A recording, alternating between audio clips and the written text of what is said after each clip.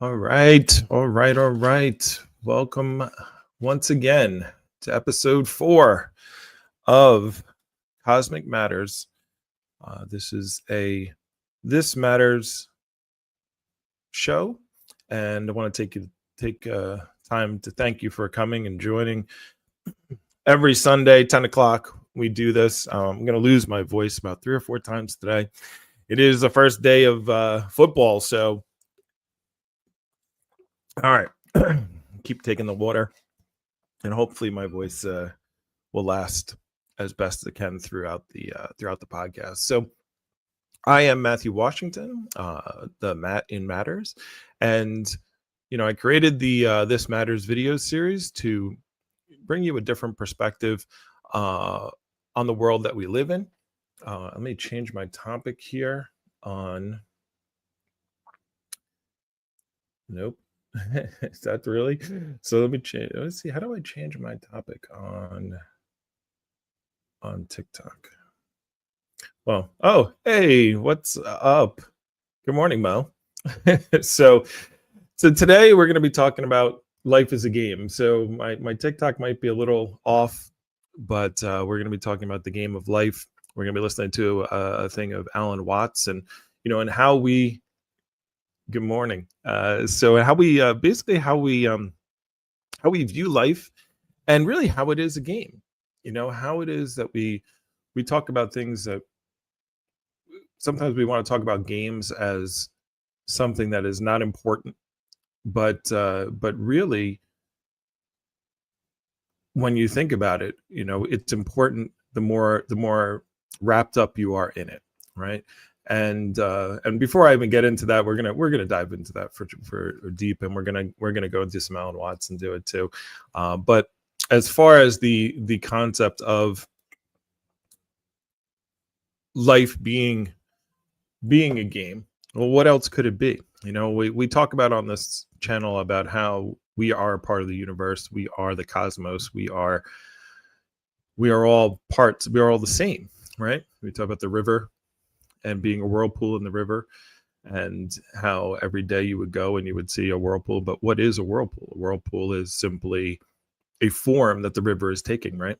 At one spot. It is, our language needs to use things like what we call a noun, but in the reality of the world, there are no nouns. There are only verbs, right? You are a human being, right? And but to communicate, the game that we're playing, we need to break things into parts, right? We need to break things down so that we can have a conversation about what is going on. So we have things like a microphone and a computer and a mat and a Mo, all right?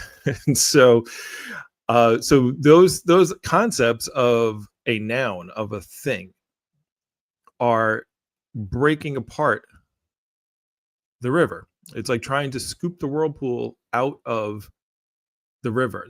But the river is what actually is the thing, cannot be separated from everything else that's going on. We can talk about it, but we're talking about, to make this a little more clear, we're talking about forms. We're talking about what the universe is doing, is being a microphone, is being Matt, is being you, at a place that we call here and now, right? And so that concept of everything is flowing, everything is a part of one thing. So what do we do? So the concept of getting to games, right? Our whole social construct is playing, it's just playing a game. We say, what is a game? And a game is something that has an objective, right?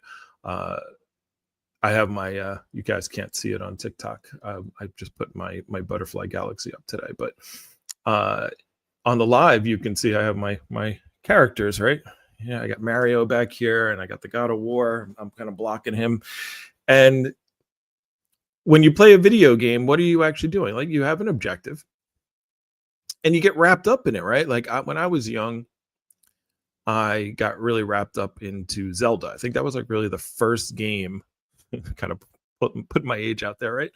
The Legend of Zelda was like the very first game that I ever like really got into, and I was like, I want to beat this game, right? And so, what is it? There's rules, right? As I have a way to move the character around, with the controller. I have to, I have a sword that I'm using. I have a shield that blocks certain things, but doesn't block other things. I can, if you have full health, and I'm trying to remember Zelda now. It's 30 years ago, more than 30 years ago, right? So, but if I had full health, the sword would get thrown, right? And you have to go into get these pieces of Triforce, right? And you have to go into different labyrinths and different mazes, and I would play this game like for hours, for hours and hours, and there was rules that you have to follow, right? Where you can do, what you can't do, and you have to figure out those rules as you're playing the game. You have to figure out what monsters can you kill, which monsters do you need a certain item to do to kill that particular thing, or you have to figure out, I remember there was like walls you could like just push on and you could walk through, and so you had to figure all this out as you were going, right? And I mentioned in our last podcast that we are the universe, right? Because the universe is playing these games with us. Aren't we going through our life trying to figure things out, trying to figure out like there are certain rules? Hey, I wake up, like I came on here and I put a shirt on, right? If I didn't have a shirt on, you'll be like, that's kind of weird. That's not really the rules, right? Now, sometimes we do things outside of the game, the rules of the game, right? Like, so, to stay with my analogy, and again, I'm sorry about my voice.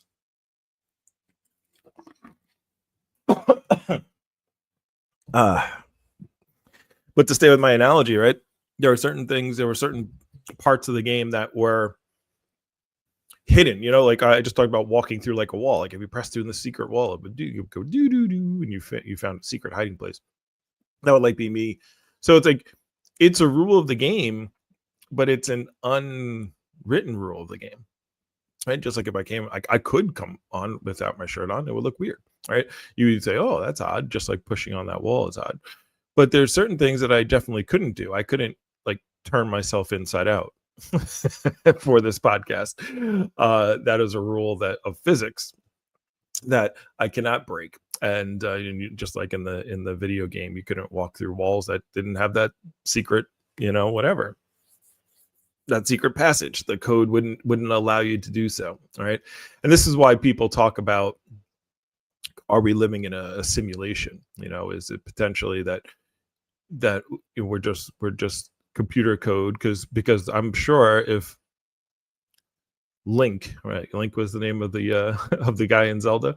I'm sure if I could be Link in his mind, he was just fighting for his life. He's throwing swords and these monsters are shooting rocks at him and he's blocking them with the like, for him, he's probably fighting for his life. And just like we are, like, just like we have our anxieties, we have our daily activities, we're doing things because we feel like our life needs it. It depends upon it.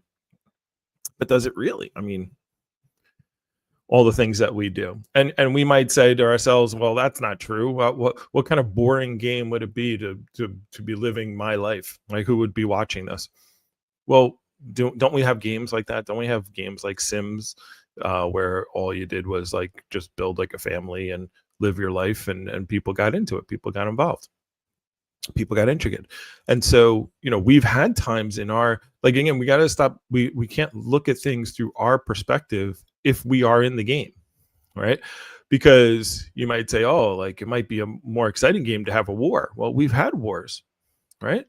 Haven't we had wars? Now it's World War II is whatever, we might be going to war soon right away. But if you're the simulation, if you're the consciousness of the universe, well, didn't we have all these types of things? Don't we have people who are diving on alligators, and don't we like watching that ourselves? Don't we like flipping through TikTok and flipping through YouTube and looking for videos of exciting things that people are doing today.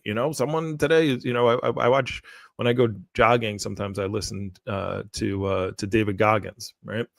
And I listen to his life, and I go, wow, what a story. What a game that he's playing. He woke up this morning probably 6 hours before me and went running 7 miles before I even woke up, before most of us woke up. And that's one of the simulations that's going on. And they can enjoy that. And if you don't enjoy that, you can play the simulation of, let's go check out that Cosmic Matters simulation and see if that guy is actually doing his podcast today, and I'm listening on what that guy's doing, right? So this is basically the concept we're going to go into. We're going to listen to some Alan Watts talking about this, and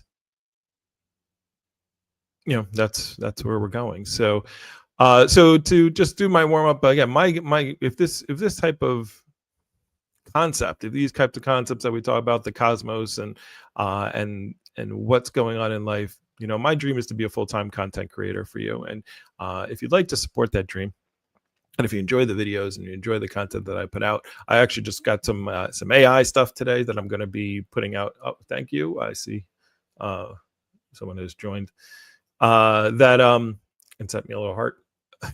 But yeah, if you're on TikTok, please like the live. If you want to support us here, you can like this video. You can leave a comment. I respond, by the way, to every message that's sent to me, and sometimes I'll make whole video responses and comments that are interesting. So if you want like additional videos or access to polls, or if you want to be a guest on the podcast, I like having other people on here as opposed to you listening to me jabber on for an hour or so. You can join the Patreon. It's only $5, and you can be a member of the community. And so in the YouTube world, we have a bunch of I started breaking down the videos that we have. We have Cosmic Matters, which is the one you're listening to right now, where we talk about philosophy and we talk about space and the cosmos, obviously. We have Future Matters, where I talk about tech and typically Tesla, AI, the future of the world that's coming. We do Money Matters, which is finances and wealth building. You Matter, which we talk about personal development, and so remember that nothing really matters in this world, and this is very relevant to today's message. But nothing really matters unless it matters to you, and because you are the creator of your universe, and that's where we are. So getting back to the concept of games. So what happens is in our lifetime. So the idea of the universe being conscious and us being viewers of ourselves, we are part of the universe. There is no separation between us. We think of ourselves and the universe as sometimes two different things. And I did a video, the first video I did on this channel is about life is a dream, right? And the concept of, if you could go to sleep and you could dream, you could do anything, you could take control of your dreams. You could dream any dream that you wanted to dream, right? Well, let's actually, I just had a thought about that. If that was actually true, like if that actually happened, right? And you were in control of your dream. So you're in your dream and you could do whatever you want. You could make food appear that you wanted to eat. You could travel anywhere you wanted to go. You could be with anyone you wanted to be with. You could be whatever, any riches, whatever. You could just snap your finger. You're the genie, and it would appear, and you would get to enjoy that moment. Well, how exciting would that be? It would be like, it's like if it would be like playing a game, right? I just talked about Zelda. It would be like playing a game with the cheat codes, right? And just running through it. Now, sometimes it's fun, right? But if you just bought a game and it was too easy, you just ran through it, like it took 2 minutes, you just did it, and everything was too easy. Everything was on easy mode. It wouldn't be fun, right? Like the concept that Alan talks about sometimes is like, why do we struggle and why do we strive? And Why have we set up this universe to be the way where it's a struggle for us? Well, because that's what we want. We don't think we want it, but isn't that why we play harder and harder games, right? Isn't this why we like competition? Isn't this why, if you were and isn't this why we like being spectators of competition? Because this is what the universe likes to see. It wants to see what happens. It wants to be challenged. It wants to try something new. It doesn't just want everything to be easy, And so this is why even the people with all the money, the people you admire that have all the money in the world and have all the time in the world. I think Michael Jordan said this once. He had a comment that said, "There's nothing worse than having a lot of time and a lot of money." Right. And this is why he kept retiring and coming back, because he's like, I need the struggle. I need the challenge. That's what life is about. I need that new thing, that next thing to try to overcome. And this is what's happening, right? When we see video games, this is what happens in our life. It's right now. Okay, so football season starts today, right? And so there's all these people, football players, who have trained. They've trained all summer. They train all year long. They travel around and to try they nutrition and watching hours and hours of film, and they're doing all this to do what? To play a game, right? That we like watching, because we're like, well, we can't do it, but we'll watch this. And this be, millions of people watching football today, watching these people play a game that have specific rules, right? Now in the confines of the game, there's certain things that they can do and certain things that they can't do. If they get tackled, they have to stop. You can't just keep running. You have all these rules that sometimes people who don't know football don't know the rules. They're like, well, what's going on? I don't understand this activity. Let's figure it out. This is the rules. Oh, we could do that. You can't do that. You can do this. And they're going to play this game. And what is the objective? The objective is to win the Super Bowl, right? That's what their overall objective is, right? And what we have to do is our team has to follow these rules, and we're going to compete against another team. And then eventually and if we do well enough, we'll win that game. And if we win enough games, we'll go to this thing they call the playoffs. And if we beat the teams in the playoffs, we'll eventually win the Super Bowl. And what's going to happen is, as they travel through this path, right, they're going to build camaraderie. There's going to be hardships. There's going to be pain.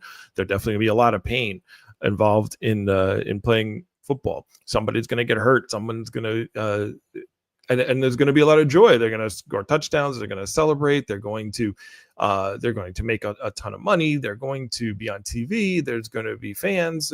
So there's a lot of ups. There's a lot of downs. There's a lot of travel journey. There's a journey to watch, to see how it goes. And I always like the what they do when whatever team wins the Super Bowl. And by the way, I think every team does this anyway. Like they show like a highlight reel of the year before, and they show, look at all the things that we did. Look at all the accomplishments that we had. Look at all the things we had to overcome. Look at all these great plays that we made or didn't make. And that journey is what's exciting. That journey is what's fun. The journey is what we want to watch. And then I've spoken to people who have won the Super Bowl. I know Super Bowl winners, right? And the only thing that they talk about after they win the Super Bowl and the elation of winning is then playing the game again. They're like, all right, let's try again next. Let's repeat. We got to repeat. All right, let's keep. And it's a whole different game. And this is how games work, right? It's like, so even though they've gotten the goal, you're a Super Bowl champion, and they're like, okay, well, what's next? Let's do it again. It was fun. So the idea, the concept of life as a journey to some kind of destination is not true. There is no final goal. There's no final prize that is good enough, no matter what it is. So even if everything that you could get, you had, like, even if you achieved all the things that you wanted, then once you have it, then it's like, all right, well, what now? Let me that desire, like the fun of life is the journey, not the achievement, not the end result, right? Because again, if you can have all the money in the world and you look at like Elon Musk, and it's hard for people who don't have what they want, right? Who are still struggling to what they want, to understand the concept of the mindset of somebody who already has what they're trying to get, right? Because their game is to try to get there. Their game is like, I'm trying to, pay my bills and have enough money to go on vacation. I'm trying to, have investments and live my life, and trying to make enough money to have all these things that I want. That's why they call it the game of money. But then if you see someone like rich, that's why people hate the millionaires and the billionaires, right? So they're like, oh, they already have everything, they don't have any problems, how could they possibly have problems? But you see people who have all the money in the world, kill themselves constantly. They commit suicide. Those people have family problems. You see people with money who lose all their money, right? Who end up being broke. So it's not like the game ends when you get what you want. We all know this. We've all strived for something in our lives and worked hard for it, and drove, whether it was a grade in school, whether it was you wanted to buy a certain car, or you wanted to date a certain guy, or lady, and you've done you really want this thing, and you actually achieve it. You do everything you need to do, and you achieve the goal. But that person turns out to be not this dream person. They have flaws, they have issues, and they become that you don't the idea of, if you're married to someone that was your, and we all like to say the things like, oh, no, she's this, or he's this, he's the best ever. But there's a difference, right, between how you view a person when you have them on that pedestal and you're chasing them, and if you actually achieve them and you're married to them for like 20 years, right? Now they're a person, as opposed to this amazing thing in the future, right? Now I talk about people, there will be people who push back on that. It's like, oh, my husband, wife, no, I still look at them the same. Fine, you believe what you want to believe, right? So let's say you want to get a car, right? you have a dream car that you want to get, and when you fantasize about it, and you have this, and you have poster of it, and whatever it is that you are objectifying, when you finally get it, if you get to the point where you can get that thing and you achieve it, the guys who are playing football today that achieve the Super Bowl, after you get it, you're like, okay, it's elation for a little bit because you worked so hard to get there, but then it's just another thing. It's just okay. Now what's the next thing? Hey, I beat Zelda. What did I do? I remember after beating Zelda, I was like, all right, well, now I got to play there was like a second level that was even harder, right? It's like the whole universe started over and everything was in different spots, and they made it much harder to play the game. It's like, all right, now let me try to beat that now. Oh, we won the Super Bowl. We did the most amazing thing that most people won't ever achieve. What should we do now? I don't know. Let's try to do it again. you know and you shuffle everything up and you go again, because what else is there?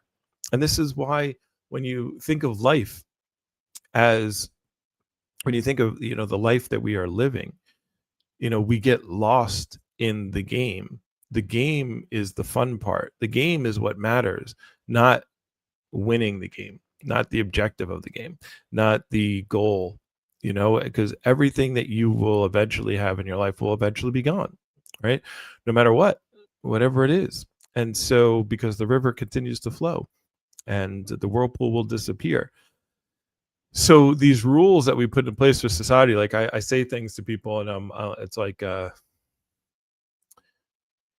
say certain concepts, and people because they're in the game that they're playing, they're just like, that's so weird, that's so not possible. Like I talk about sometimes how we should eliminate money, right? If money didn't exist.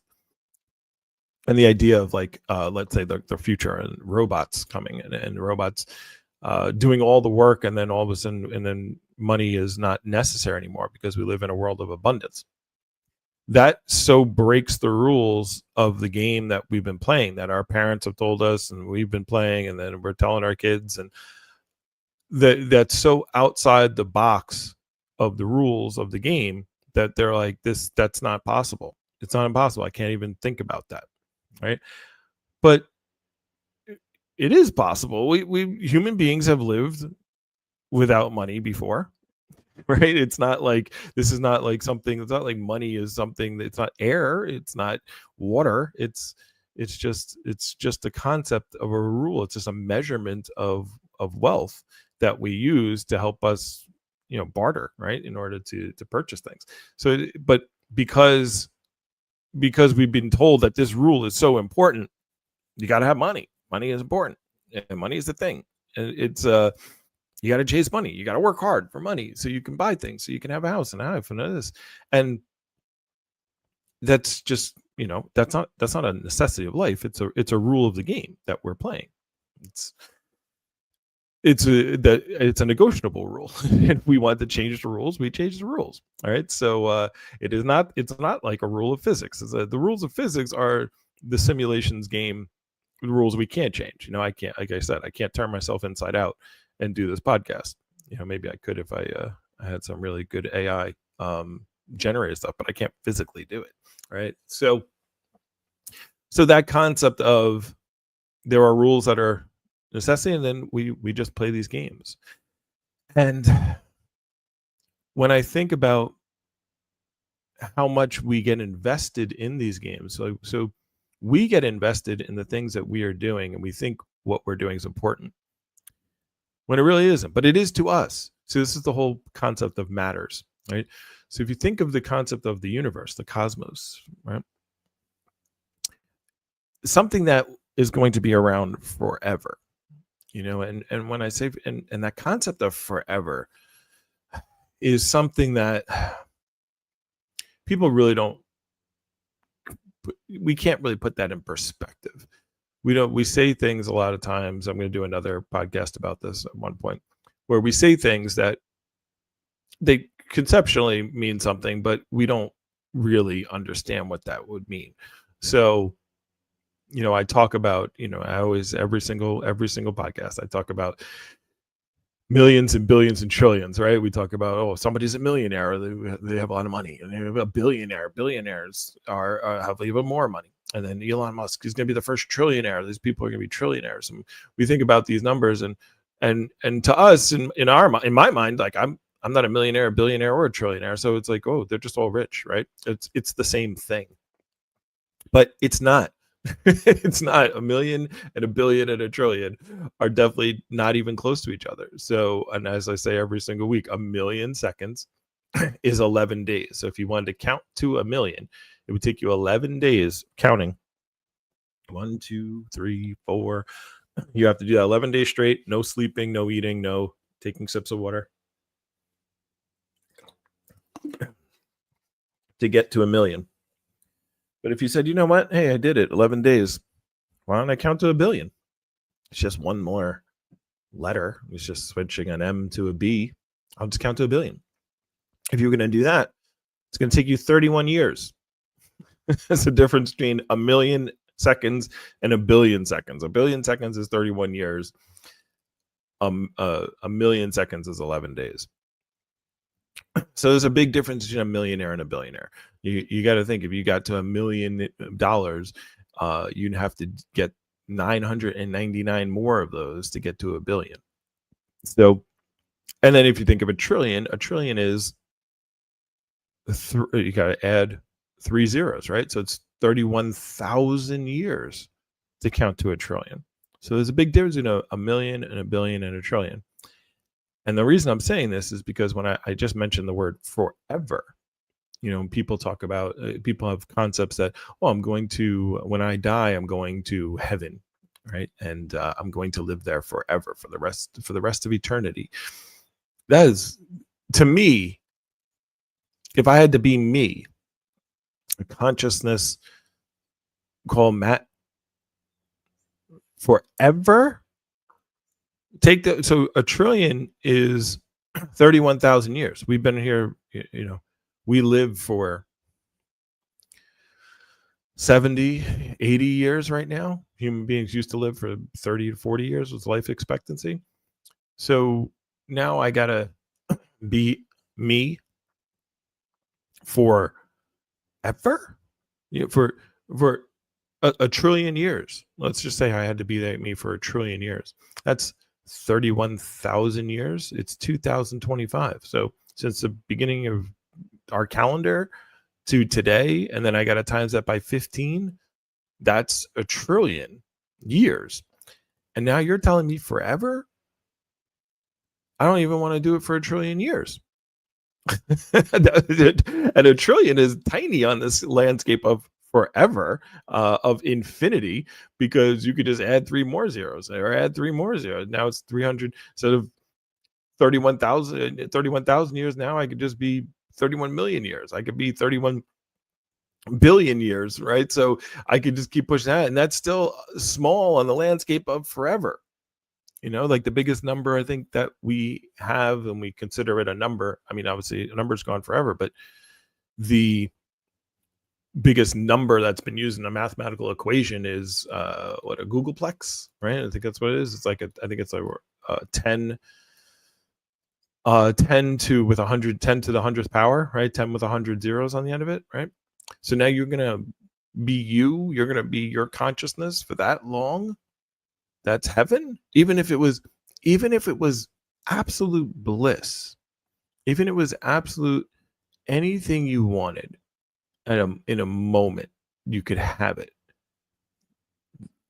That would be still torture, because even if you have everything, perfect. I think of one of my favorite movies. I think probably my favorite movie of all time, The Matrix, right? And in The Matrix, he even tells, if you haven't seen The Matrix, I forget that The Matrix came out in 1999. So what is it, 26 years old now, 25 years old. So it's just crazy to me. But if you haven't seen The Matrix, go watch The Matrix. Sorry, I'm going to spoil it right now. But there's a part in The Matrix where Agent Smith catches Morpheus. And I love Morpheus a lot. I've been Morpheus like multiple times on Halloween. And he catches Morpheus, and he says, this is the second coming of the Matrix. Like the first Matrix, we tried to give people everything they wanted. It was a heaven like Matrix, and people rejected. He says people rejected the programming, right? Because even when we have everything that we want, then we don't want something else, right? We want the struggle, we want the game, we want the competition, and that's what the universe wants. Because the universe, again, the consciousness of the universe, if you believe as I believe, the consciousness of the universe can make anything that it wants. It's infinite. It's infinite big. It's infinite small. It's going to be around for eternity, for infinity. It never goes away, which is why it creates little mini games, right? So like this is what we do as people. We do the exact same thing that the universe does. Like I play volleyball, in the summertime. Season just ended. We came in second for the first time in 8 years. It was sad. But I play volleyball, and I play that on. I played, and so during the season, during that, I forget about everything else. Like I forget about what's going on when I'm playing. I'm not thinking about work. I'm not thinking about my family. I'm not thinking about what I'm going to have for dinner. I'm engaged in the game, right? And so maybe sometimes I think about what I'm having for dinner, but but I'm engaged in the game, right? I'm taking myself out of my total existence, and I'm involved in this game that I'm taking very seriously, and that I'm diving on the ground. There is no other part of my life where I would dive on the ground. If someone took a ball and just threw it randomly, I wouldn't dive on the ground to try to hit it in the air, but I do when I'm playing this game. And so and then there's people who are watching the game, and they're like not as invested, but they're like, all right, it's interesting to see these teams compete against each other, and we'll see who wins. And then there's other people who are a couple feet over who are playing pickleball, and they could care less about our game. just as I could care less about their game. Like they're playing pickleball, I don't even know what they're doing. I don't care. I don't know the rules, and I'm involved in what I'm doing, and they're involved in what they're doing. And it's a and then and it's a battle. It's a separate, smaller version of what's going on in my life, right? And this is what your life is to the universe. It's a game. It's a small, separate version of what the universe is doing, and it gets lost in you. You are the game that the universe is playing at this time, and aren't you lost in your life? Aren't you excited about your wins and disappointed by your failures, and you have all this emotion about what's going on? But in the end, what is it all going to matter, right? And what is the universe going to do? The universe eventually will say game over, right? And let's play again. So this is more of what Alan is going to talk about. It's like shuffle up and deal again, and let's play again. Let's do some randomness. And by the way, then you take this concept, and then we're going to do another show about the multi worlds. The idea of there's many worlds out there, and that concept. And then so you're the universe, you're all powerful, and you want to see what goes on. And then you have I'll either do many worlds, or I'll do a talk about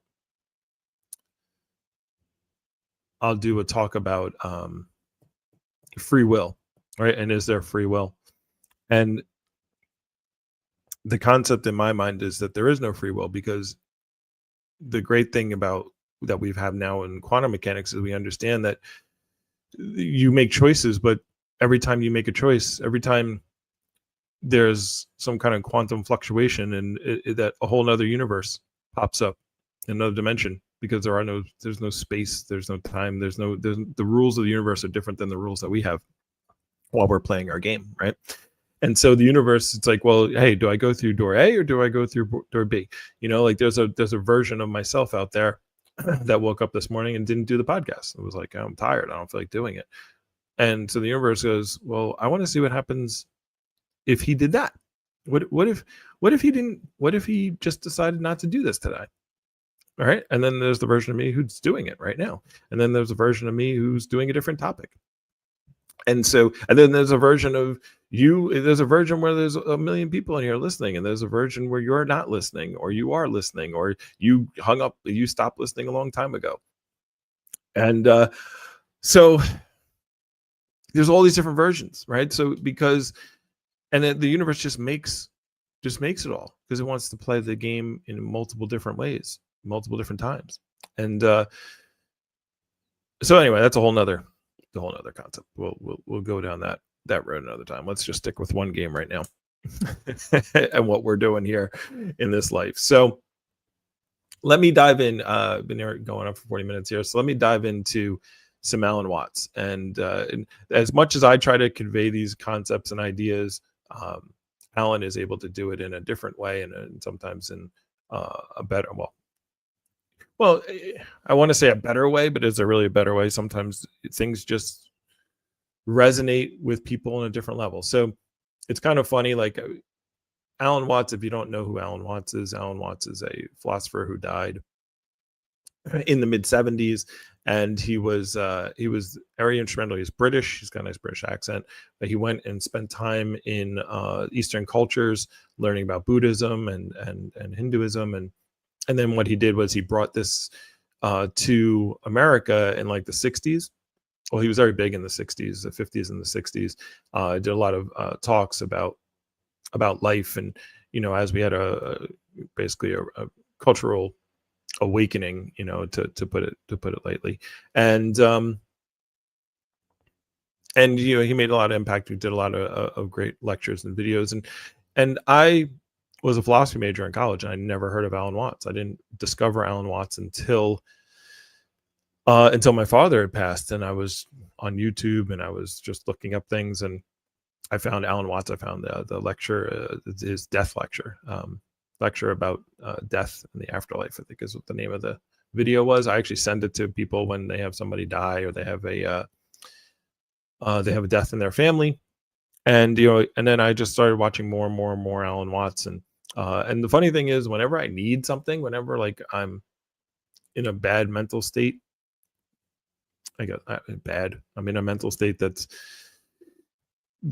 I just feel like I'm missing something. I literally would just go to YouTube. I'll type in Alan Watts and just hit enter, and it's crazy. Like almost every time, it will be like a video that either I haven't seen because I've seen hundreds of hours of Alan Watts talks, but it'll be something that that I'll just need to remind myself of who I am, and it's not that bad. And it's always like the right video. It's crazy how it does. I do it all the time, and it's like, wow, I really needed to hear that. So what we're going to do this morning is this is what I did to pick the topic. I just put in Alan Watts, and this was the video that came up. So I'm going to we're going to share that video. Let me see. Let me do this. I go here. I'm going to take let me take this out of here, and I'm going to pause it. We're not just going to play the video and just let it go. We're going to pause it a couple times, and we're going to talk about and this is called, if you want to look up this video, it's called Alan Watts, Don't Take Your Life Seriously, or Don't Take Life Too Seriously. Let me do this like this. All right, there we are. And let's play, and let's see what Alan has to say about not taking life too seriously. We're going to start it right around here.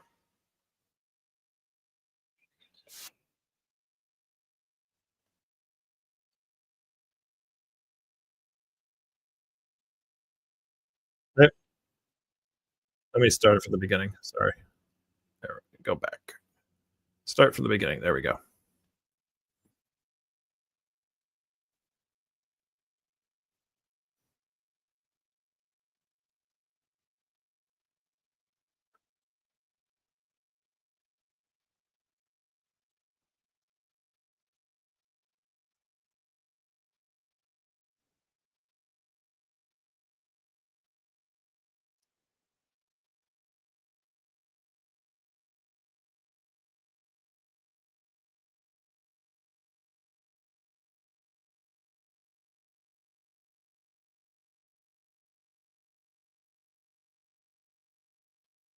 Mm.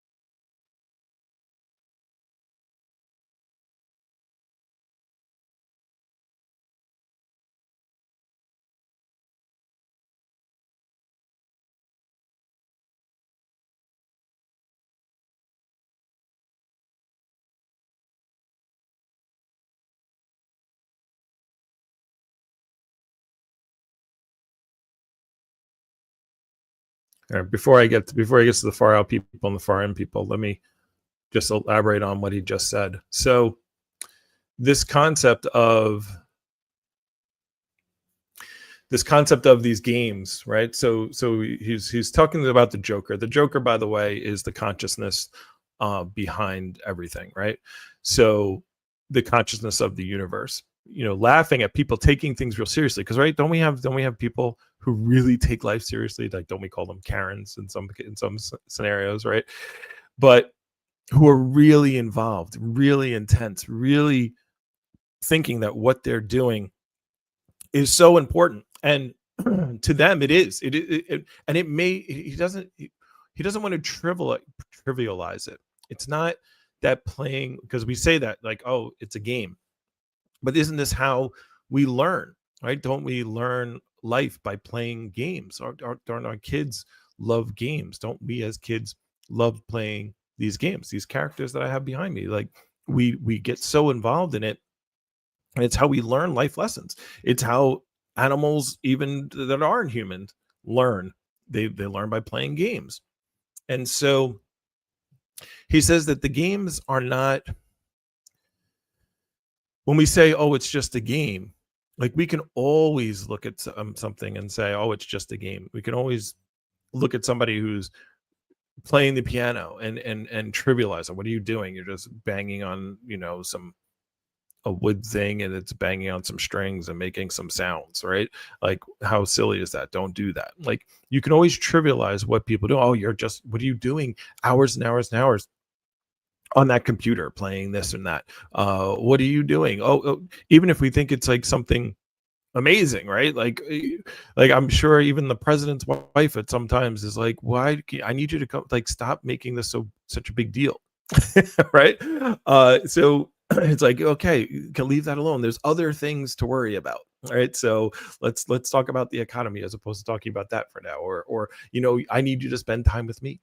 And so the concept of there's always something else. And it doesn't mean it's not serious. Everything, if you deem it serious, is it's one of the lines that I say all the time and every podcast is, remember that nothing matters unless it matters to you. And so you are what the universe wants to deem as important. And so we even use the word playing when we're doing something serious, right? So I'm playing the piano.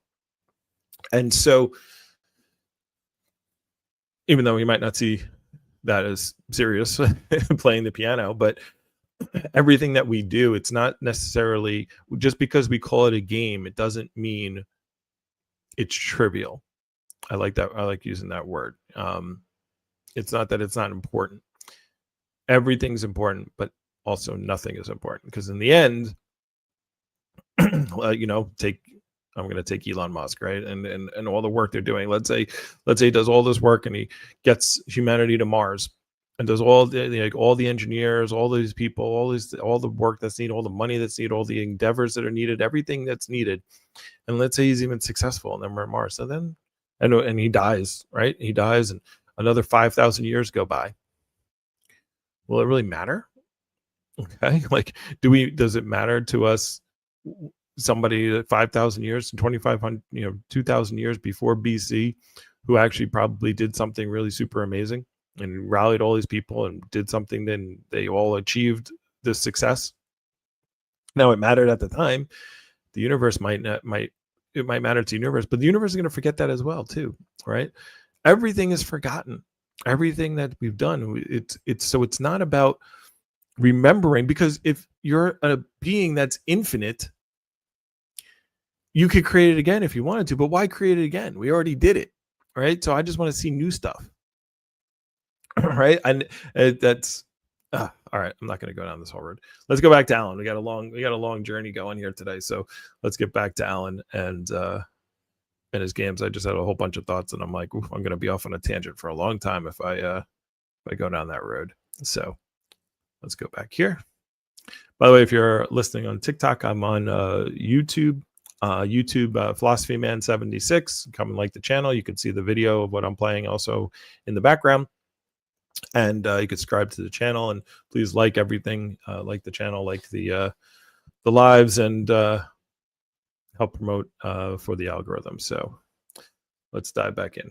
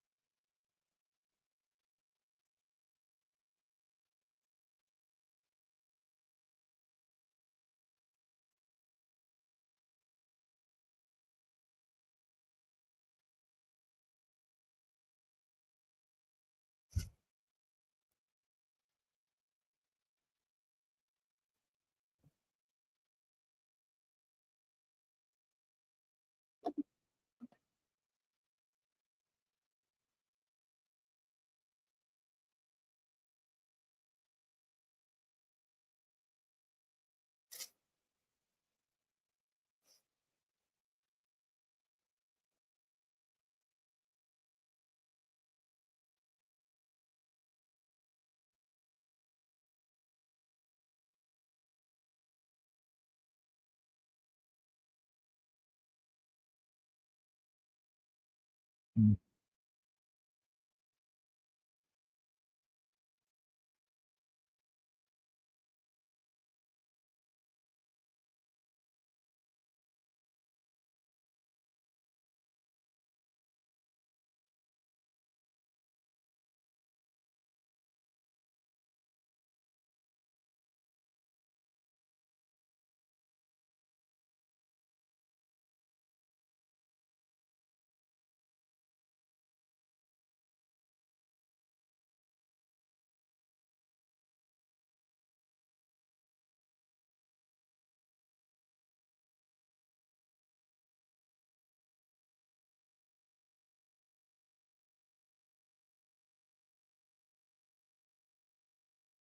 Mm.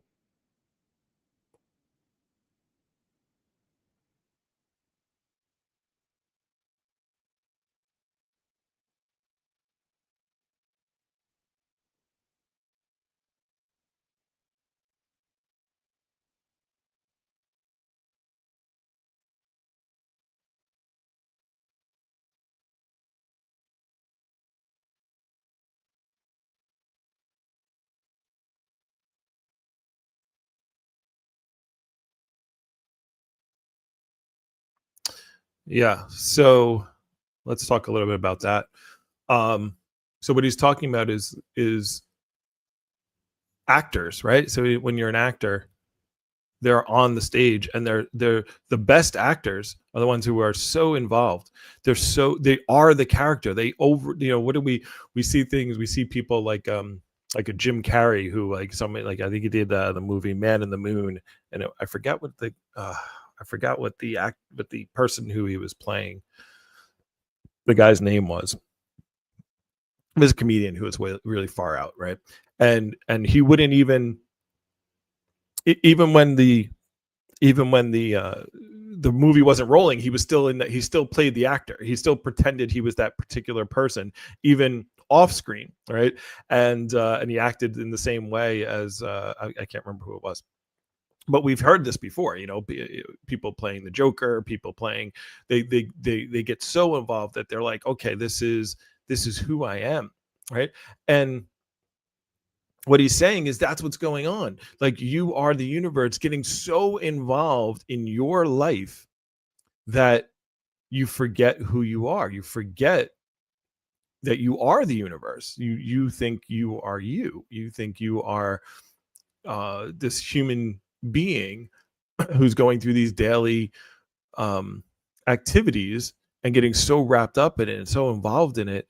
And then he has a chuckle about it, right? He says, because what are you talking about when you're talking about you? And I'm not going to go through this whole concept again, but all your dramas and all your problems and all your relation and all your relationships and everything that you have, yes, it is important, but it's only important to you.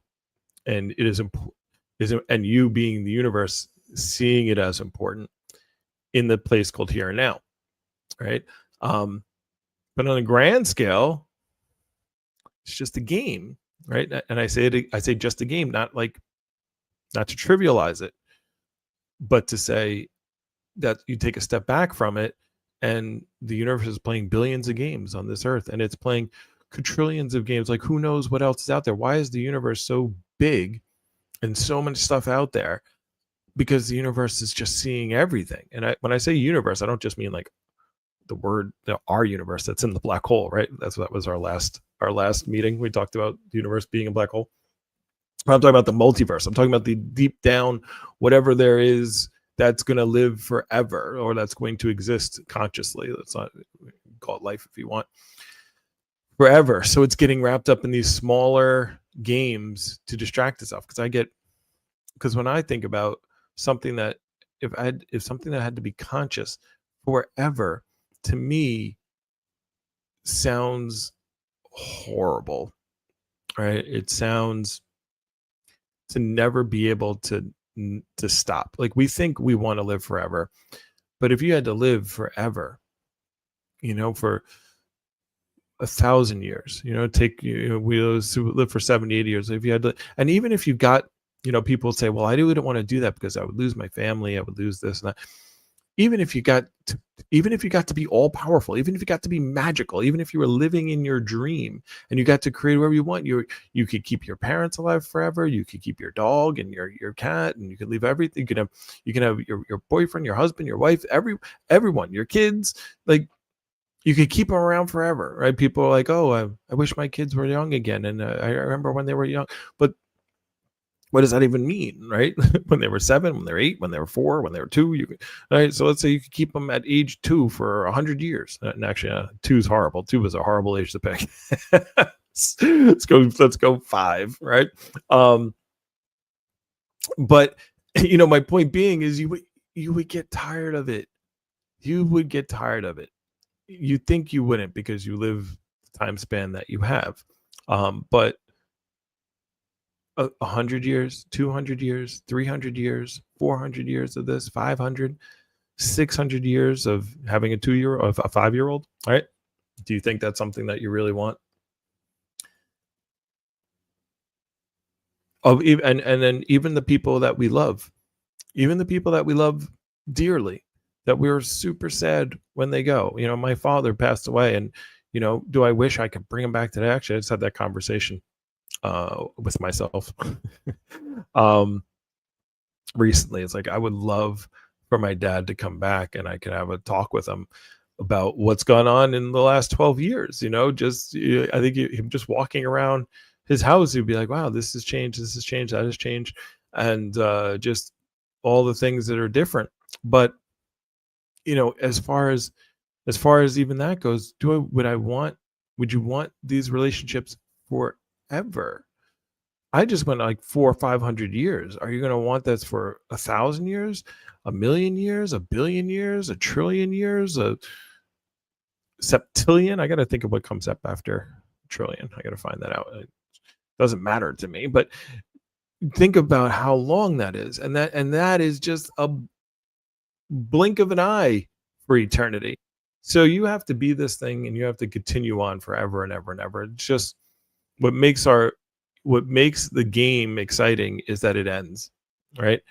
And and it's not the end of the game that is important. It's not who wins. It's not getting it. It's the playing.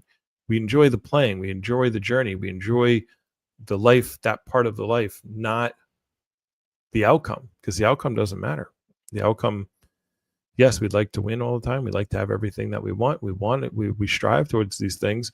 But as I've said before, even when we get the things that we want, it's very short lived. It's very short lived as far as having them, that we still get joy from having those things. So the point is to live your life and enjoy the journey, right? It's not even a journey. Alan does a whole thing about this. Maybe he's going to do it when we continue the video in a second. But he says I keep saying it, and I mean, I don't want to think of it that way. We think of life as a journey. Like, it was a point is we started at birth, and our goal is to get somewhere, is to get to the job or the promotion or the marriage or the kids or the house, the whatever it is that you think it is, or maybe after life, get to heaven, or whatever it is that you believe. And we imagine life as a journey. And he says life isn't a journey. It's like a dance, right? And the point of the dance is not to get to a certain part of the floor. You could just walk over there. The point of the dance is to enjoy the movement, is to enjoy um the performance of doing it. It's not just to get there. And so if life is a dance and not a journey, because there is nowhere to go. Even if you get there, when you get the job, when you become the lawyer, when you become the doctor, when you marry the person that you wanted, when you have the kids, when you have everything you want, you still want more. You still want to do more. You're never going to be happy with anything that you ever get. It's the attitude of getting there. And this is, again, you think of people who actually. I just watched it was a Will Smith thing, right? And I know everyone hates Will Smith now, right? But he talks about how people change when they hit rock bottom. And then he talked about maybe I'll do the actually let me write this down. I'll do it. I'll do another video on this the Will Smith thing here. At a note, but he talks about there's a rock bottom, but he's like there's also a top. There's a place where you get so high, not in the drug sense, but you get so high, you get so successful, you have so much money, you can do anything you want that you also feel the same way. It's like, well, you go, well, what else is there? There's a crisis of meaning. Like you look at Jim Carrey. Jim Carrey went through this, right? Like, and you see him now, and he's like, he talks about all these weird things. Well, he talks in a way, and that people see it as weird, right? Because they're like, how can you have all the money, you have all the fame, and you have all the this, and you have everything that you ever wanted, and then you discover that everything that you really wanted doesn't make you any different. It doesn't. You're still a person.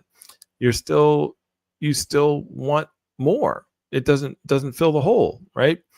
You think it would, because on the journey, this is what all of us think. If unless you're sitting here and you're multimillionaire and you have everything that you want, he's like, there's another crisis of meaning when you actually get to that point. And and we think of games in the same way. It's like, who would want to play a game if you knew you were going to win? Like, what a boring game that is, right? So if it would be like professional basketball players playing against eighth graders, playing against fifth graders, right? It's like, it would be so unfun. It would be unfun to watch. It would be unfun to do, right? If you were the player in it, it wouldn't be fun for the kids playing. They wouldn't even want to play the game because they're like, what am this guy's 6'3" and I'm 3'5". What am I going to do? I'm not fast enough. I'm not strong enough. It would be a boring game. No one would want to play. Neither side. How is this fun? And so it might be fun for the professional athletes for a couple of minutes, like blocking shots and just scoring points and winning 100-0. But who would that is that a game we want to watch? It's not the game the universe wants to watch, right? Because we are the universe. So we see that and we go, it's just people just having everything that they want is not fun. We want to see the challenge. We want to see the dance. The dance is what's fun, not the final destination. So, all right, I'm rambling on. Let's get back to Alan Watts. Let's get back to Alan and let him keep going and talking about the Joker.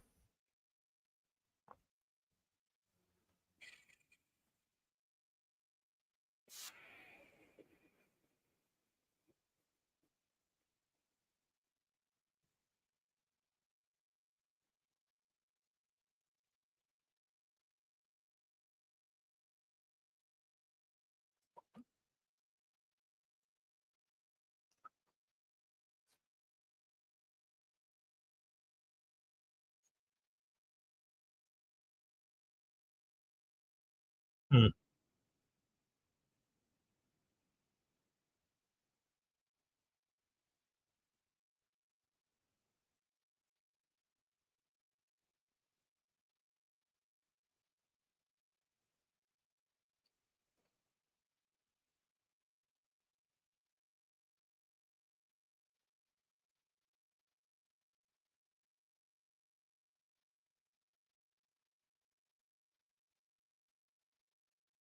mm,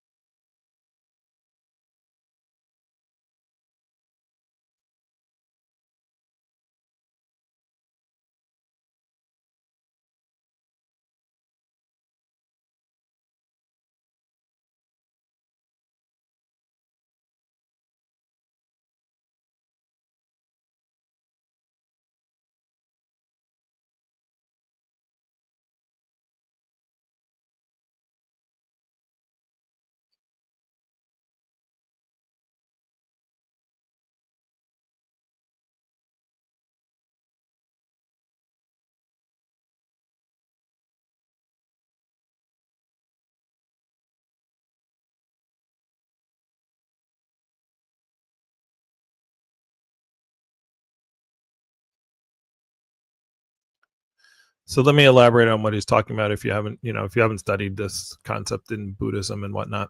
So what he's saying, and we all know this, right? What he's saying is when people try to disconnect, right, or they try to become enlightened or whatever, he's saying what happens is it becomes even harder. Like it's like if you make announcements, so this happens when we try to lose weight, right? We go, okay, every time I try to fast, I feel like that day there's some free food given to me. Right? Somebody brings in bagels and donuts for breakfast, or we're having a pizza party, or something happens, and that's what he's talking about. He's like every time in this case he's talking about someone who's becoming enlightened, and he's like once they make the announcement that they're leaving town, right, is the phrase he uses. Once they make the announcement that they're trying to become enlightened, they're trying to leave these attachments behind, of the game. They're trying to leave their game and understand what's going on in the green room, as he mentioned, what's going on in the background. He's like, this is when, and he calls it the devil. He's just using, he's using the concept, but he's like, this is when there's more attachments. The attachments come, it's like, well, you're this person's trying to disassociate, and it's like, oh, his family might show up, or his creditors. He says, like his past um demons, right? So we call them demons, but attachments. Your attachments get stronger when you try to leave. So what he's talking about in this section here is becoming like an instant Buddha. Like you just don't make announcements. You don't say, "Oh, I'm going to learn enlightenment," or "I'm going to do this." You just do it, right? It just instantly. Like this is what I've been doing with running. It's like I didn't say I was going to become a runner. I just woke up on 6 o'clock one day and I said I'm going to go. And the less conversations you have about what you're going to do, the easier it is to do it. Right? You just go. Right? That's kind of what he's alluding to in this point. So let's go back to Alan again.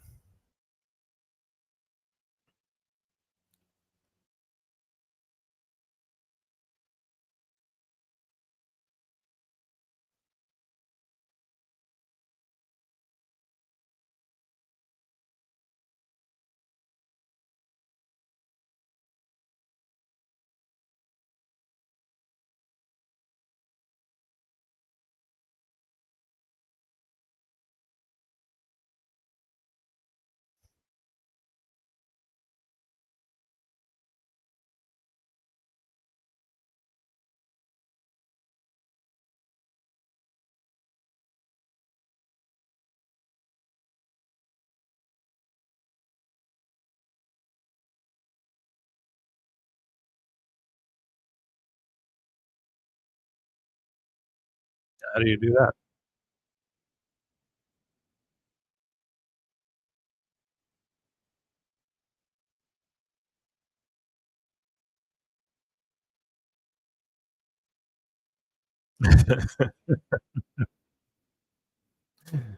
You can't do it.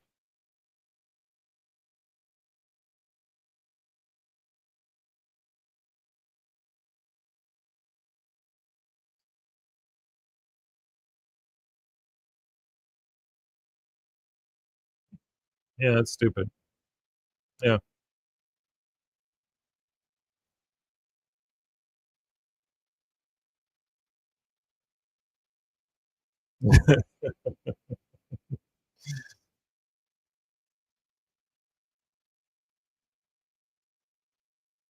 Right.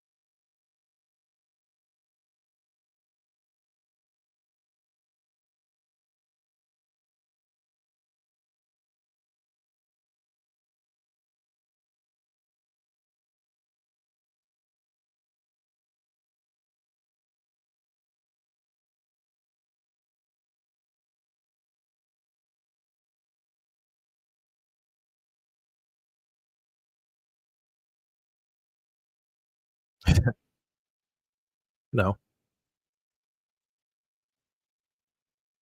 Nope.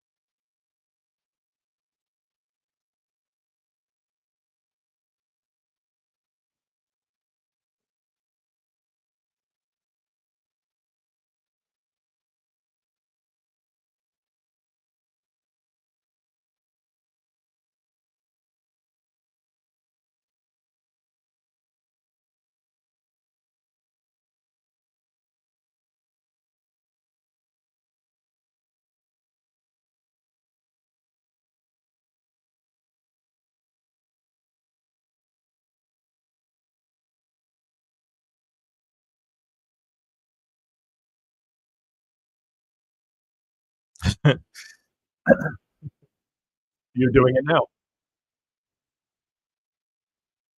Yep.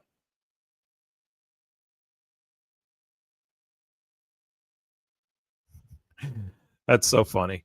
Yeah, that is awesome. I've heard this before, but it's you have to hear things a couple times to get it. So it's like, so you see people who do meditations or whatnot, and the concept is you want to be in the present moment, and you try to do that. And when you try to do that, you have all these other thoughts. You're not in the present moment, right? You're trying to do it, but you start thinking about what am I going to do later, what am I going to do this, and as much as you try to fight that to try to be in the present moment, to live in the present moment, you get frustrated, right? You're like, because I why do I? Because you're trying to do it. You're trying to stop yourself from thinking about the past. Try to stop yourself from thinking. Just think about now. Just be present, right? And you're quiet, and you're maybe you're doing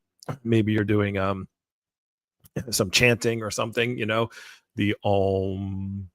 By the way, every time I think of om, what om is, by the way, is OHM. Oh, Om is not an actual word. What it is a sound, and what it does is it's something that you're vibrating your entire head, right? Because when you say Om, you are starting from the back with the O sound, starting in the back of your mind. So just feel when you do it yourself, right? And feel where the sound is coming from. So the om sign starts in the back of your head, in the back of your throat, and it goes all the way forward. The om, and it ends on your lips, right? That's what om is. That's why they say that. It's a way of vibrating your entire brain. It's a sound that is supposed to be awakening and setting vibrations. But anyway, whole nother. I don't know. That just popped in my head. So anyway, the point being, what he's saying is that so you try to live in the present moment, and when you try to do it, you can't do it. But then when you think about it even more, you can't not live in the present moment, because everything is in the present moment. Even if you're thinking about the future or the past, you're doing it in the present moment. Everything you're doing is spontaneous. The words that are coming out of my mouth, I did not plan them. I don't even, I can't plan them even a second before I say them. I have no clue how I'm doing what I'm doing. I have no clue. I just blinked. I don't know how I did that. I don't know how I'm coming up with the words. I don't know how to form my lips and move the things around. I don't know any of this stuff. It's all spontaneous. And when we really think about this stuff, it's like I'm doing all these things and I've never been taught how to do them. I don't know how I do the things that I'm doing. And this is why, the universe has the Joker, right? Because we see ourselves as so serious while we're doing all these things. When I play volleyball, like sometimes I think about how hard it is to see a ball in the air, right? Somebody sets the ball, and I'm able to jump my entire body. It doesn't go as high anymore, but I jump. I'm literally, I can run to a spot. I can see the ball. I jump in the air. I can swing my arm to the point where my hand is going to hit the ball at a specific spot. I'm going to make it go in a certain direction where I want it to go. And I do all that in a split second, and I don't if you said, "Explain to me how you did," if I got done spiking a ball and somebody came over to me and said, "Explain to me how you do it." Like, how did you figure out where the ball was gonna be? How did you move your muscles to make them get your body to that spot, and then to throw create enough energy to jump in the air, and then move your what did you do? What thoughts did you have to move your shoulder and then swing your arm and then do like I couldn't explain all that. I don't know how I did it. How would you explain something like that?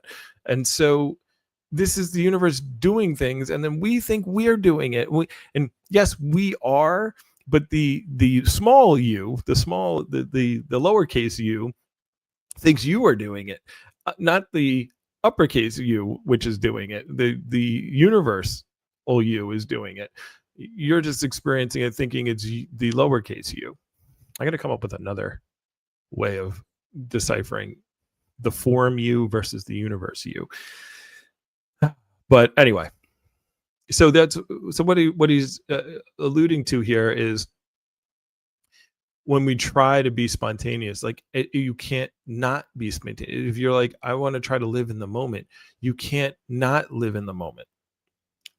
But if you try to do it and you go through that whole mechanism of like, oh, I'm thinking about this, I'm looking at that, but you're thinking about this and that in the present moment. So really, all you're doing when you're trying to live in the present moment is you would just you're doing it anyway. You going to the grocery store, you talking to your family, you listening to this podcast, you're already there, you're already doing the thing that you're trying to do. And so this reminds me of when I was watching a video of Ed Helms and I want to call him Dwight Schrute, Rainn Wilson, right? And they were on a podcast and they were talking about The Office, which is one of my favorite TV shows of all time. And they were talking about Andy says a line in the final episode, and who's Ed Helms' character, and he says, I wish there was a way to know that you're in the good old days before you left them, right? And and Rainn Wilson says, that was such a great line. And he's like, well, what would we have done different? And he's like, he's like, if I had known we were in the good old days at that time. And so Ed Helms asks Rainn Wilson, he goes, well, what would that mean? What would that mean to you? What would you have done differently if you did know this? Like, if you did know these were the good old days, this was the best.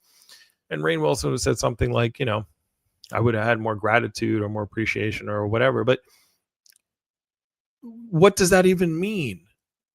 Like, can I like, so like, I get to spend time with, my father passed, so I have my mother, right? And I get to spend time with her. And so if I'm talking to her and I want to like appreciate the fact that she's still here, what what does that mean? What does that mean? How can I do it? Can I just be like, oh, I'm so appreciative of that I'm talking to her this morning. Oh, like there is nothing. There's nothing you can do. There's nothing more you can do other than live your life and and understand that things are going to be gone, and you could be nicer, I guess, if that's showing appreciation, but it's all going to go right. And so you trying to be more appreciative is doesn't work. You trying to do anything doesn't work. The spontaneity is already there. The universe is doing it already for you.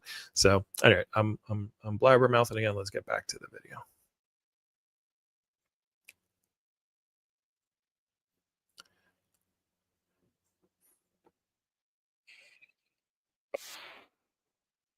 Yeah, that's what I just did.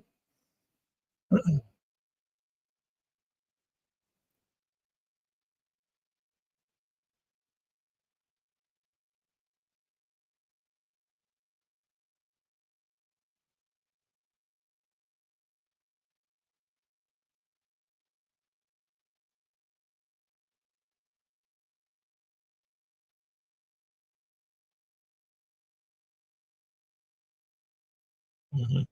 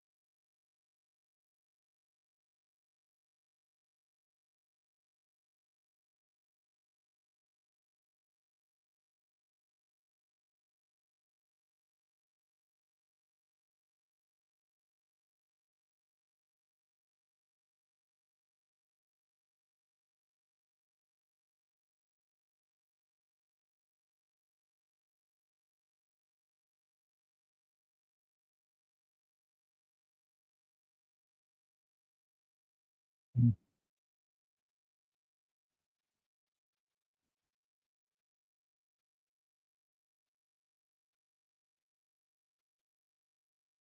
mm,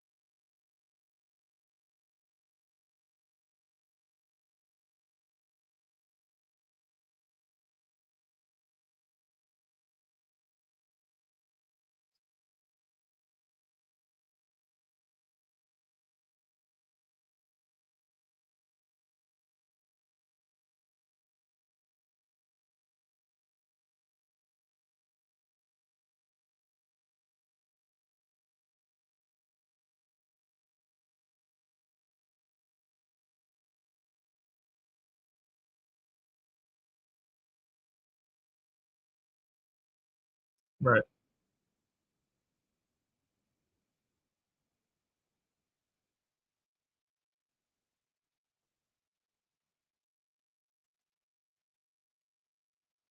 Mm, yes.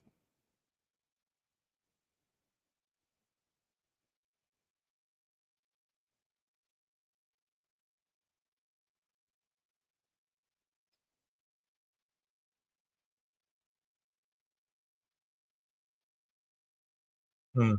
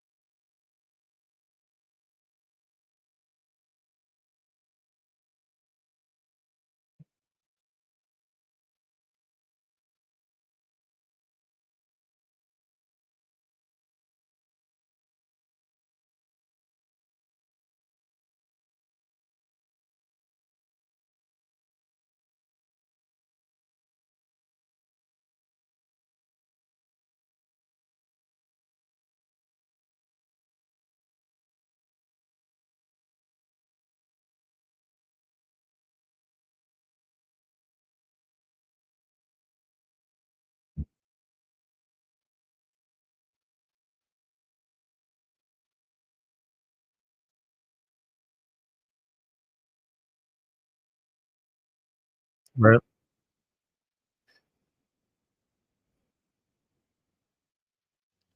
And that is one of the things I talked about in the last week's episode, where I talked about, us living in a black hole, and our if we are in a black hole. And then one of the things I love about listening to Alan is when, and I was thinking about this earlier today, is when I'm listening to Alan, the things that Alan says, and that he said 40 years ago, 50 years ago, 60 years ago, um, are now we're now finding scientific evidence of all these things. The quantum mechanics, the quantum theory that are coming out, um, is verifying these concepts, right? So if we are indeed living in a black hole, and in the middle of the black hole, not in the middle, inside the black hole, there is a um, a singularity, that where all time ends, and on the other end of that singularity, all time is beginning in a new universe, which we are calling the Big Bang, right? And then that is happening in every black hole in our universe, and all the universes out there in those black holes have their own black holes, and that's continuing there. And we are getting our energy and mass from the black hole that's bigger than us, that we're living in. Then then it's just then it can happen again. The universe, this is all that's going on. This is what's going on. It's just over and over and repeating, the repetitiveness of what's happening. Of course it can happen again, because it's going to do it differently. I think personally there's different dimensions that we're doing it, but even if every dimension is me, doing what I'm doing in a different way, you're still not going to get them all, right? So you try again. And Alan has this conversation. He talks about, what is a statement that he makes that we'll hear at some point in the future. But he says, here's two statements. All right. He's like, when you die, you will be reborn again as a baby. Right? That means something to you. And then he says the second statement is, when you die, a baby will be born. Now, we look at those two statements and say maybe like they're different, but we accept the second statement, right? Because babies are always being born. People are dying and babies are being born all the time. But we reject the first statement. And I actually think I was talking to a child so, who said something along those lines of, when you die, you are reborn again as somebody else. And I said, well, what would that mean? If you were somebody else, if you currently right now were somebody else, you were somebody from the 1800s, what does that mean? What if you've forgotten who that other person is, if that the memories of that person are completely gone, then what does it mean to be you right now? Now, by the way, I do believe that that's what happened. Like somebody dies, someone else is born. I do believe in reincarnation in that way, but I don't believe in it as like there's this you that's like a soul or that's floating around, because what does that mean? That doesn't mean anything, right? I do believe it's you as the universe starting another whirlpool.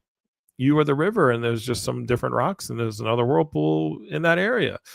And so, if you are everything, then you, the small you, dying, and you, the small you, being born, a baby, it's still, of course, it's still you, because you don't even have to worry about being born and dying. Me and you watching this video are the same thing. You might be watching this video and living in China, but there's molecules of breath that I've taken, that have gone into my body, turned into part of quote unquote my body, and then have been broken down and breathed back out, or sweated out, or peed out, or whatever, right?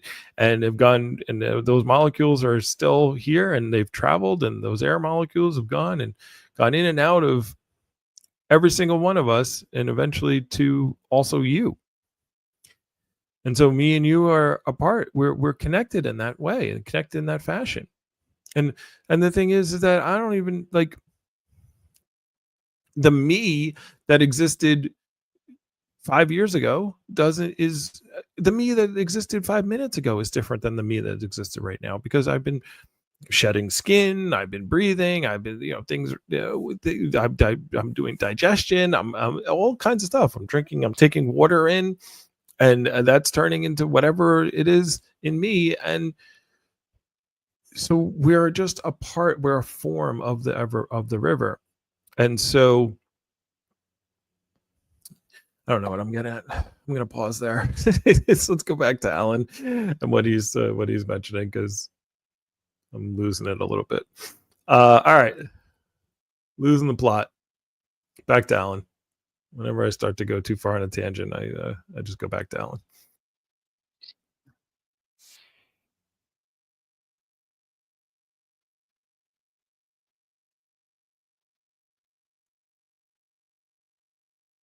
Oh,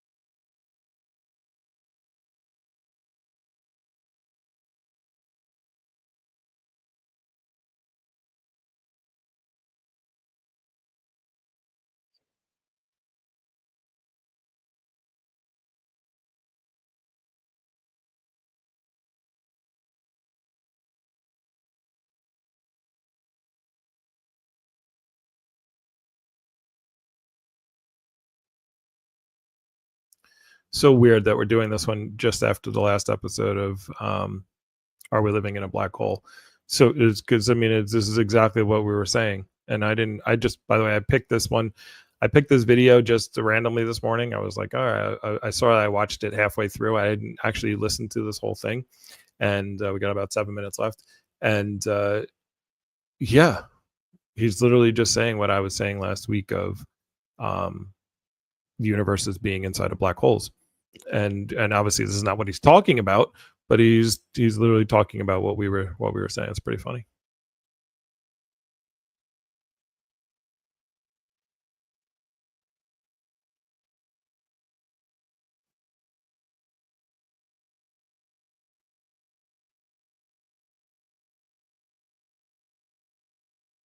All right.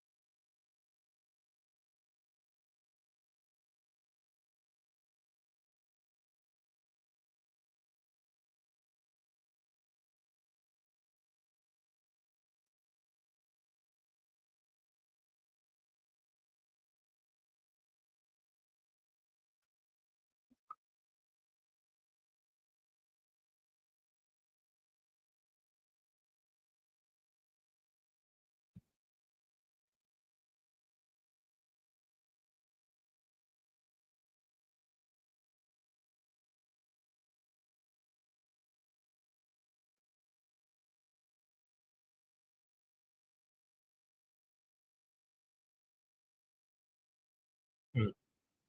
Is it annoying anyone that he's calling zebras black and yellow?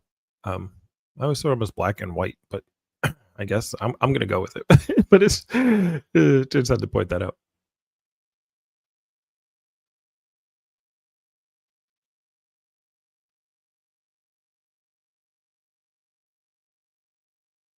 Nope.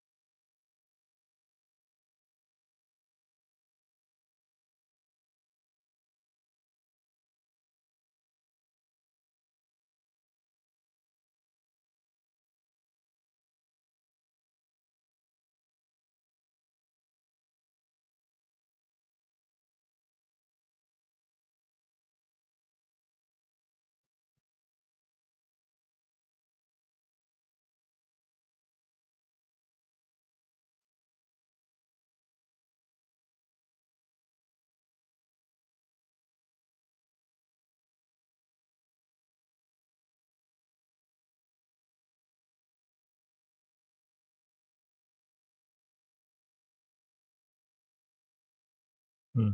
Okay.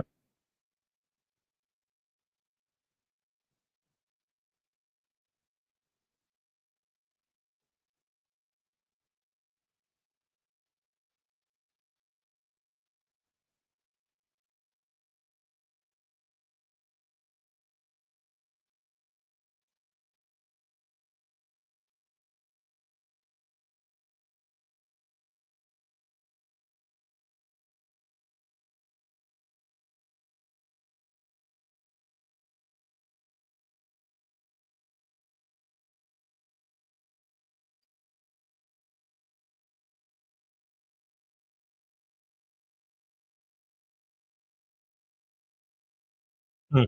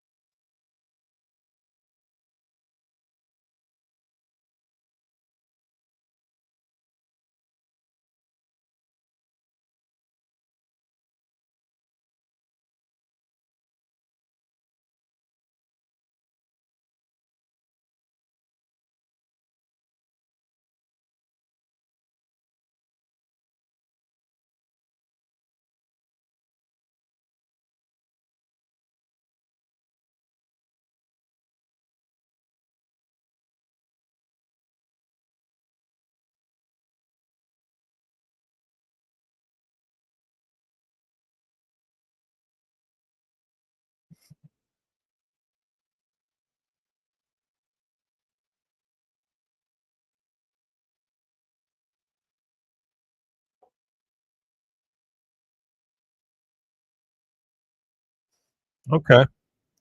So the end there, what I was getting from that analysis is, how your interpretation of how you going into it. So, what came into my mind while I was listening to that was, um, it was David Goggins because I just think of the pain that he probably suffers when he is running or doing all the things that he has to do, and it's like, how do you do that? How do you run 210 miles or something like that? And he talks about the pain that he goes through and how it actually, how he's able to convert it. Able to go through it, and he has a different expectation. Like I would think of it, and I would have an expectation of pain, and I would be like, "Oh, this is going to be the worst." What popped into my head, other than David Goggins running, was like me being trapped inside of something. Like you see those cave divers. they're not really cave divers, but people go into like caves and they go and they squeeze through these very tight places, rock formations and whatnot. Oh my goodness, that would be the end of me. I couldn't do it. I can't, like, to be trapped and scrunched into a space and stuck there, um, is like, I mentally after like 3 minutes I would freak out. But I imagine if I was stuck in a place and my brain finally gave in to the point that I'm stuck and I'm not getting out, that a calm would eventually come over me. Although in my mind right now, I'm thinking about it and just thinking how frenzied my brain is. Would be in that scenario. So anyway, that was just wrapping that up. But to wrap up today's talk here, talking about the games, talking about the game that we're living. Um, the point of the talk is not to say, well, we're just playing a game and it doesn't really matter. That's not the point. It does matter. It matters to you. It matters. The things that you're doing do matter, but you have to sometimes you step back and say, why doesn't it matter to somebody else? Somebody else isn't playing this game. You're playing the game. The spectators that are watching this, they're the people who are not going to watch. There's people who today's Super Bowl Sunday and they don't even know it. They don't even know football's being played. They don't even care. It doesn't matter to them. And so your game is something that is important to the river, because the river can't exist without all the games that are going on in it. That's what the river is. That's what you are, right? You are the river or the ocean or the whatever we're using as the analogy. There is no when you think of the whirlpool, there is no, the whirlpool is the river. It's what the river is doing, but the contents of the whirlpool is the flow of the universe and or the flow of the river, and that is what is going on with us. And so understanding that concept and saying, okay, well, let me enjoy my whirlpool. Now you might go through this whole thing and say, what does this matter? It doesn't. It doesn't, and it does, both at the same time. It matters to you because you are, oh hey, Nick the creator is on here, so that you are, because you are the creator of your universe. So with that being said, I appreciate you spending some time here today, talking about the game of life and listening in. And any comments, queries, please like the channel. We're building something here that's going to be amazing. Next week, I'm going to work really hard to have a guest on next week's podcast, so we can listen with someone else, get someone's opinion other than mine, and until next week, remember that the cosmic matters and you matter, and nothing matters unless it matters to you. So enjoy your Sunday, and I will talk to you all very soon.